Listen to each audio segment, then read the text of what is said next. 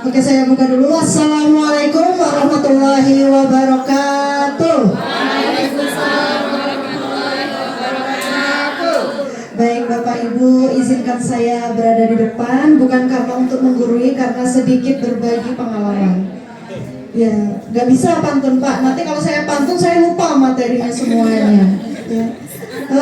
Di sini saya berasal dari SMP Negeri 1 Hujan Mas. Di sini saya akan mengambil tentang pengalaman pembelajaran. Ya, sebelum masuk ke depan, Bapak Ibu, ya, Bapak Ibu, ada yang apa itu pengalaman pembelajaran di cek. Bapak Ibu, apakah ada yang tahu apa itu pengalaman pembelajaran pada deep learning? Pasti sudah tahu, cuma malu-malu saja ya. Iya, kalau tahu dikasih door prize. Ya, yang Bapak Ibu dari tamu undangan bisa. Door prize-nya kunci mobil Avanza ya Bu? Iya, benar. Tapi nanti kasih kuncinya saja, kreditnya bayar langsung ke Honda ya. Atau nanti saja ya. Nanti saja. Masih malu-malu Pak, belum panas ya. Oke. Next dulu Pak, di sini di acara talk show ini alangkah baiknya kita berkenalan sedikit. Ya, di sini ada muka yang sangat bundar ya. Nah, di sini saya izin memperkenalkan diri seperti Pak Aang tadi ya. Nama saya Anindya Putra Madani SM SPD. Jangan ditanya SM itu apa ya. Saya sedia berkenalan. Sidang skripsi pun ditanya SM itu apa ya. Memang sudah melekat dalam jati diri saya itu SM ya. Memang SM Bu, ya nggak usah ditanya. Kalau kata orang itu banyak versinya. Kalau dalam bahasa Jawa ada yang bilang SM itu sekar mayit. Ada yang tahu sekar mayit Bapak Ibu? Tidak ya. Sekar mayit itu adalah bunga yang ditabur di kuburan. Nggak sedih saya ya. Ada juga karena saya tinggal di Sido Makmur. Nih Sido Makmur SM itu disingkat juga. Amin dia yang tinggal di Sido Makmur, tetapi bukan. Ya, SM itu cuma melekat saja di nama saya. Kalau saya gali sejarahnya, SM itu adalah singkatan dari bapak dan ibu saya.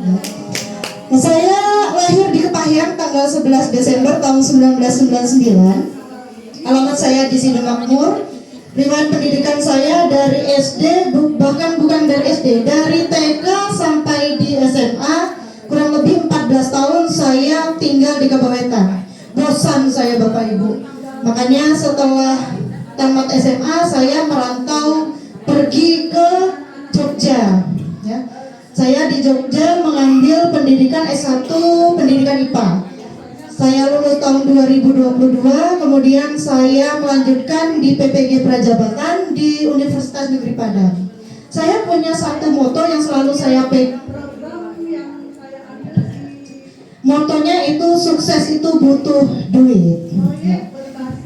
Banyak kalau saya bilang gitu seperti anak-anak, iya memang Bu harus butuh duit kan.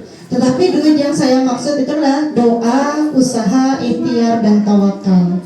Kalau kita sudah berdoa, kita tentunya harus berusaha, ikhtiar dan juga berserah diri tentang hasilnya. Apakah selalu sukses terus? Tidak, pasti ada gagalnya juga. Oke, selanjutnya Pak. Ini masuk ke dalam pertanyaan saya tadi. Bapak Ibu sudah mengenal apa itu pengalaman pembelajaran atau pengalaman belajar. Kalau misalnya sudah dan masih malu-malu, mari kita dalami kembali mengenai pengalaman belajar. Di sini ada latar belakang mengapa saya mengambil pengalaman belajar. Tentunya sekarang kita melaksanakan pembelajaran abad ke-21. Dan juga kita sedang mengimplementasikan yang namanya kurikulum merdeka. Tetapi yang sekarang yang terbaru adalah kurikulum merdeka dengan pendekatan deep learning atau pembelajaran mendalam. Nah, melalui ini pengalaman belajar itu sangat penting. Karena apa? Untuk membentuk proses pembelajaran yang bermakna, reflektif dan juga berpusat pada siswa, atau sering disebut dengan prinsip pembelajaran atau BBM. Bermakna, berkesadaran, dan juga menggembirakan. Nah, pengalaman belajar itu bukan hanya sekadar transfer ilmu. Makanya ada yang bilang belajar itu ada banyak model-model pembelajaran yang bisa disampaikan.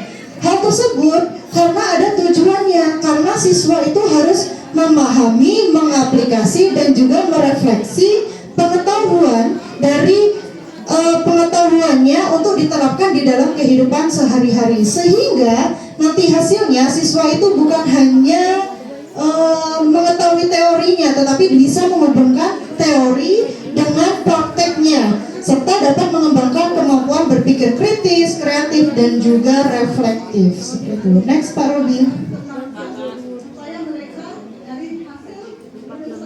Mengapa pengalaman belajar itu penting? Ada beberapa hal yang bisa diambil. Yang pertama, melalui pengalaman belajar, siswa itu bisa mendorong pembelajaran menjadi aktif, reflektif, dan juga kontekstual.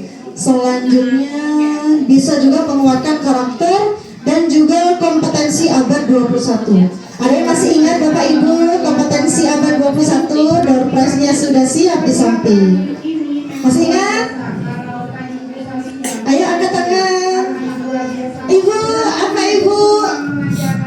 Belum? Mengaplikasi bisa menyinggung sedikit. Kita biasanya mengenal kompetensi abad 21 itu dengan yang namanya 4C, 4C, ya, komunikasi, critical thinking, kolaboratif, dan creativity. Nah, itu mengapa pengalaman belajar itu penting, karena untuk menguatkan karakter dan juga kompetensi abad 21. Kenapa abad 21? Karena kita tinggalnya bukan di abad 90, kita tinggal di abad 21. Kemudian meningkatkan peran guru sebagai fasilitator. Jadi meringankan beban kita, Bapak Ibu. Kita bukan cuma mentransfer ilmu, tetapi kita hanya memfasilitasi anak-anak untuk belajar. Selanjutnya, membentuk siswa yang tidak hanya mengetahui, tetapi bisa memahami, mengaplikasi, dan merefleksi. Bukan di taksonomi Bloom itu bukan cuma C1, C2, tetapi sudah masuk ke C3, C4, C5, dan C6, seperti itu. Next, Pak. Nah, ini yang tadi ada 3 tahapan pada pengalaman belajar. Nah, tahapan ini akan mendorong siswa untuk belajar aktif, reflektif, dan juga kontekstual. Ada 3 tahapannya, yaitu memahami atau understanding, menerapkan atau applying, dan juga refleksi atau reflecting. Nah, di sini saya sebagai guru IPA tentunya saya akan berbagi sedikit cerita tentang bagaimana pada saat saya melaksanakan pembelajaran IPA pada submateri pengukuran. Next, Pak Robi. Nah, kalau ini secara umum pada tahap memahami itu akan membantu siswa itu membangun pengetahuannya, memahami konsep, pemahaman konseptualnya, dan juga mengaitkan dengan pengalaman nyata. Nah, di sini ada 3 tahapan, ada 3 caranya. Yang pertama, pemberian rangsangan. Biasanya pada saat kita belajar, kita lakukan dengan menggunakan pertanyaan pemantik. Kemudian kita berikan eksplorasi konsep awal, di mana kita akan meminta peserta didik untuk menjawab pertanyaan pemantik yang kita berikan. Kalau misalnya peserta didik sudah menjawab, baru kita jelaskan konsepnya seperti apa dan juga tujuan pembelajarannya apa. Next, Pak. Nah, ini adalah pada tahapan memahami pada saat saya melaksanakan pembelajaran mendalam materi pengukuran. Pada saat saya memberikan rangsangan, saya mengajak 2 orang peserta didik untuk maju ke depan. Saya minta teman-teman yang lain untuk melihat temannya apa yang bisa dia ukur. Ya, itu adalah pertanyaan pemantiknya. Saya hadirkan 2 orang di depan. Saya minta mereka menjelaskan apa yang bisa diukur. Kemudian lanjut ke tahapan konsep awal. Banyak jawaban dari anak-anak, Bapak Ibu. Ada yang bilang besar badannya, Bu, tinggi badannya, Bu, gelap putihnya, Bu, cantik tidaknya, Bu. Banyak yang bisa disampaikan sama anak-anak. Nah, setelah itu dari jawaban yang anak-anak tersebut sampaikan, saya lanjutkan, saya tarik konsep barunya apa. Di sini karena fokusnya yaitu pengukuran, maka saya jelaskan dulu konsep pengukuran itu apa, yaitu membandingkan satu hal dengan hal yang lainnya. Memang bukan membandingkan cantik atau tidak itu relatif. Menurut mata si A dia sangat cantik, menurut mata si B biasa saja. Seperti saya, menurut saya sangat menarik, tapi menurut orang lain saya biasa saja. Yang penting pede aja dulu ya kan Bu. Nah jadi dari jawaban tersebut saya gali dan saya kuatkan bahwa pengukuran itu adalah membandingkan besaran satu dengan besaran yang lainnya. Ada besaran yang bisa diukur secara langsung, secara menggunakan besaran yang baku, ada juga yang bisa diukur dengan besaran yang tidak baku, seperti itu. Itu pada tahap memahami. Next Pak. Selanjutnya pada saat tahapan mengaplikasi, ini secara umum pada saat mengaplikasi intinya peserta didik itu sudah mulai bekerja. Anak sudah dibagi dalam kelompok, anak sudah mulai mengerjakan LKPD, melakukan pengukuran. Biasanya kalau di IPA itu kalau tidak eksperimen, penelitian, ya mengobservasi dan sebagainya. Ciri-cirinya itu siswa itu menggunakan konsep dalam situasi dunia nyata, kemudian menggunakan konsep untuk memecahkan masalah, serta untuk mengkomunikasikan hasil yang didapat. Nah, pada saat saya melaksanakan pembelajaran pengukuran, lanjut dulu Pak Robi. Nah, tahapannya ada 4. Biasanya mulai dari kita membuat pernyataan masalah atau problem statement, kemudian pengumpulan data, pembuktian dan pengolahan data. Next Pak, saya sambil sedikit cerita karena materinya hampir sama. Nah, pada saat pernyataan masalah ini saya memberikan pertanyaan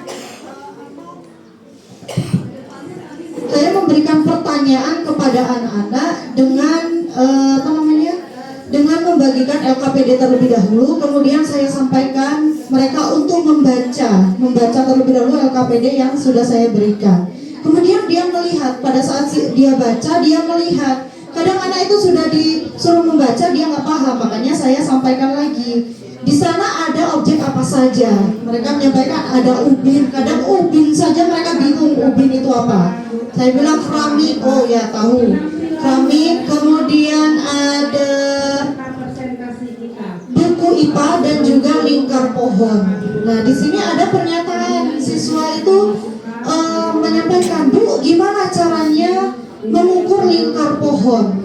Nah, saya sampaikan, kalian membawa tali, karena saya tugaskan sebelumnya, apakah kamu membawa tali? Bawa, Bu. Coba kamu pikirkan gimana caranya kamu mau mengukur lingkar pohon dengan menggunakan tali tersebut. Mereka berpikir, saya suruh keluar, mereka sudah menghadap ke pohon, baru dia tahu, oh, dilingkarkan dulu ke ke talinya ke pohon, kemudian baru diukur dengan menggunakan penggaris yang mereka bawa. Nah, itu pada pernyataan masalah. Dan pada saat pengumpulan data tentunya anak-anak bekerja. Ada yang dibagi, ada yang mengukur lingkar pohon dengan menggunakan tali dan juga penggaris, ada yang dengan menggunakan jengkal, biar mereka tahu, oh, ada konsep pengukuran baku dan juga tidak baku.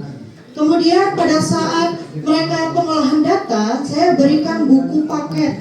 Kemarin pada saat saya berbagi praktek baik, ada yang menyampaikan kenapa tidak menggunakan digitalisasi. Ya, yang pertama pada saat saya praktek, saya tidak berani untuk mengambil resiko. Saya sampaikan dengan menggunakan PPT, saya tinggal keluar untuk praktek, anaknya ke dalam lagi. Proyektornya sudah hancur lebur karena kesepak anak. Jadi saya tidak mau mengambil resiko, makanya saya cuma berikan buku saja karena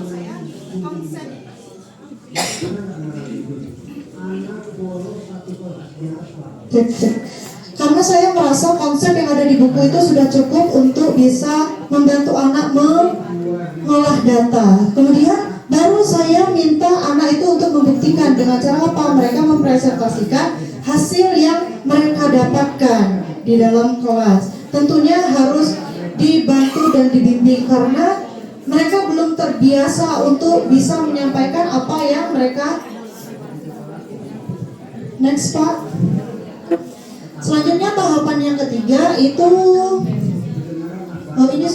lanjut lagi Pak. Nah, selanjutnya ada tahapan merefleksi. Tentunya merefleksi ini adalah kegiatan untuk menumbuhkan kesadaran diri. Kita kalau misalnya tidak merefleksi diri ya Bapak Ibu, kita jadinya tidak sadar. Seperti saya jarang merefleksi diri, saya tidak sadar-sadar. Ya. Ya, nah pada saat kita merefleksi, tahapan merefleksi ini ada 3 hal yang diambil, yaitu kita bisa menarik kesimpulan. Di sini kita menarik kesimpulan tentang apa yang dipelajari secara bersama-sama. Tentunya anak akan menyampaikan dengan bahasanya masing-masing. Kita tidak bisa menyalahkan, saya juga tidak menyalahkan. Ada yang mereka belajarnya, Bu, saya belajar guling-guling karena memang pada saat praktek anak itu guling-guling di di rumput, makanya dia belajar guling-guling. Padahal yang mau kita ambil dari kesimpulannya yaitu mereka belajar tentang pengukuran. Tetapi karena anak itu beragam, saya ambil dulu. Tetapi ada 1-2 juga yang benar. Kemudian ada merefleksi diri. Merefleksi diri ini tentunya dibantu dengan pertanyaan reflektifnya seperti apa yang sudah dipelajari pada hari ini, apa perasaannya setelah mempelajari materi ini, kemudian apa sikap positif yang sudah tumbuh. Tetapi kemarin memang ada yang kurang karena saya melakukan praktek ini cuma 2 jam pelajaran, cuma 80 menit, dipotong anak setelah istirahat kedua masuk ke kelas 5 menit, dipotong ada yang menyampaikan tentang pembagian tablet tambah darah 2 menit, makanya cuma tinggal 67 menit. Saya babat habis untuk coba menyampaikan ini. Sebenarnya itu memang bisanya dilaksanakan dalam 2 kali pertemuan. Pertemuan pertama pada saat ini anak itu hanya mengambil sampelnya saja, selanjutnya baru mereka membahas. Tetapi saya takut nanti informasi yang mereka dapatkan nanti terpotong, makanya saya babat habis dalam 67 menit tersebut.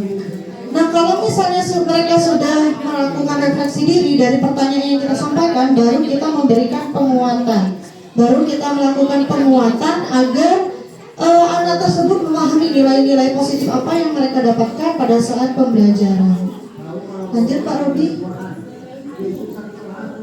Lanjut lagi Pak Robi. Yang ini lanjut saja Pak Robi. Lanjut lagi. Nah, di sini dari refleksi dan evaluasi dari pembelajaran yang saya lakukan, saya merasa ada keberhasilan, ada kelemahan. Saya merasa pembelajaran saya ini berhasil karena saya melihat siswa itu sangat antusias dan juga penasaran selama kegiatan pembelajaran. Karena apa? Mereka jarang sekali diajak keluar. Makanya pada saat diajak keluar, mereka mengekspresikannya dengan cara yang berbeda. Ada yang guling-guling, ada yang lari-lari, dan sebagainya. Kemudian keberhasilannya karena dalam satu kelompok itu kolaborasi antar kelompok dan juga antar siswa itu muncul, sehingga secara tidak langsung mereka memiliki tanggung jawab dan juga pembagian pada saat komunikasi. Guru menjadi fasilitator pembelajaran yang reflektif. Jadi setelah saya melaksanakan pembelajaran ini, saya juga selain anak mengevaluasi pembelajarannya, saya juga merefleksi diri. Apa yang kurang pada saat saya pembelajaran ini, apa yang kurang. Pada saat kemarin berbagi praktek, pada saat ON 1 saya sampaikan, saya melihat juga ada oleh Bapak Ibu guru yang lain, kekurangan apa yang sudah saya lakukan, makanya itu menjadi perbaikan. Kemudian tahapan memahami, mengaplikasi dan juga merefleksi ini tentunya mendorong siswa untuk menemukan makna belajar mereka sendiri. Mereka tahu pada saat mereka mengukur lingkar pohon menggunakan jengkal dan juga penggaris, mereka tahu kenapa mengukur menggunakan jengkal itu berbeda-beda. Saya sampaikan kenapa? Ya karena ukuran jengkal kita beda-beda. Tuh. Kemudian pada saat kelemahannya ini saya sampaikan, waktu pembelajarannya relatif singkat untuk kegiatan yang eksploratif, harusnya 3 jam pelajaran. Kemudian penggunaan media masih sederhana. Ya, ini bisa saya tambahkan sebagai evaluasi pada saat pertemuan selanjutnya saya sampaikan materinya dengan menggunakan bahan PPT. Selanjutnya belum ada kegiatan lanjutan untuk menilai sejauh mana siswa dapat menerapkan konsep pengukuran tersebut dalam konteks lain. Ini yang masih saya belum laksanakan kemarin. Lanjut Pak. Nah ini ada solusi dan juga rencana tindak lanjut. Tentunya pada saat untuk solusinya, karena melihat banyak kelemahan tadi, saya melihat karena saya kurang dalam perencanaan yang matang. Kalau misalnya pada saat perencanaan itu saya sudah bisa menyusun mana waktu henti yang tepat, mana poin-poin penting yang bisa saya sampaikan itu sudah terencana dengan baik, maka kegiatan tersebut tidak akan berjalan, pasti tentunya berjalan seperti yang saya mau. Kemudian saya juga akan memberikan tugas penghubung. Kalau misalnya memang pembelajarannya terpotong, maka harus diberikan tugas penghubung agar materi yang sekarang tidak terputus untuk dilanjutkan pada pertemuan selanjutnya. Kemudian tentunya menggunakan media yang beragam serta menyusun kegiatan atau asesmen lanjutan agar siswa tersebut dapat menerapkan hasil pembelajaran dalam konteks yang lain. Untuk rencana tindak lanjut nanti bisa dilihat sendiri. Untuk ini saya sampaikan sekian, terima kasih. Sebenarnya masih banyak kegiatan yang saya, tapi nanti Bapak Ibu kalau misalnya mau mengunjungi stand, penasaran dengan video pembelajaran saya, pengimbasan di SMP 1 Hujan Mas bagaimana itu, atau dari video pembelajaran dari dua tim saya, Ibu Ivana dan juga Pak Mulyadi, bisa melihat di pamflet kami dari hasil PMS Tumas. Sekian dan terima kasih. Saya akhiri. Wassalamualaikum warahmatullahi wabarakatuh.